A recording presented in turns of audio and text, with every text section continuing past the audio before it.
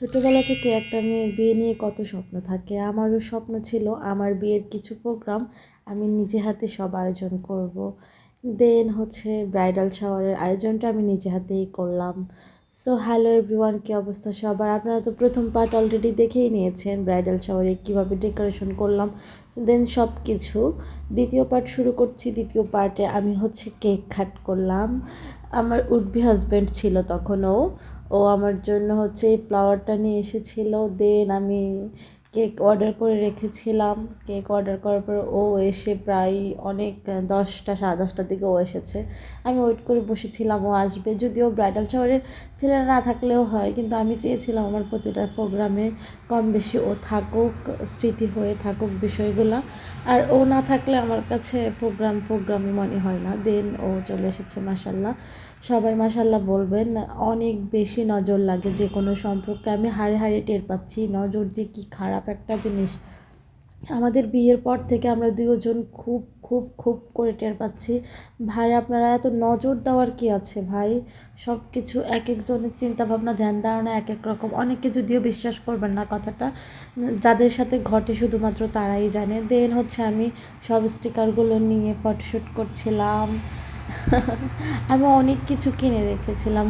Bride two বির sachet কিনেছি, কিন্তু কেন জানি না আমি স্যাশেটা পড়তে ভুলে গিয়েছি। নামিয়েছি সব কিছু, পড়তে ভুলে গিয়েছি। দেন কেক নিয়ে আমি হচ্ছে একটু ফটোশ্যুট করলাম। এরপর হচ্ছে আমি কেকটা রেখে নিজের মতো করে কিছু ছবি অ্যান্ড ভিডিওস নিলাম। জানি না এই ভিডিওসগুলো সিনেমাটোগ্রাফিক আকারে কবে আপলোড দিব, কবে কি। বিয়ে হয়ে গেছে প্রায় 1.5 মাসের কাছাকাছি, আমি এখনও কোনো ভিডিও আপলোড দিচ্ছি না। মানে এত অসুস্থ থাকতেছি বিয়ের পর থেকে, কেন জানি না। সবাই আশপাশের মুরব্বীরা সবাই বলতেছে নজরের কারণে এগুলো হচ্ছে। সবাই একটু মাশাআল্লাহ বলবেন, দোয়া করবেন। আমরা খারাপ থাকলে আপনাদের কিছু আসবে যাবে না, আমরা ভালো থাকলেও আপনাদের কিছু আসবে যাবে না। সো নজর না দিয়ে সবাই সবার জন্য একটু দোয়া করেন। দেন আমি হচ্ছে কেককে হচ্ছে কাট শুরু করে দিয়েছি। সবাই চারপাশে খুব মজা করে আমাকে খেপাচ্ছিল ওটা সেটা বলে।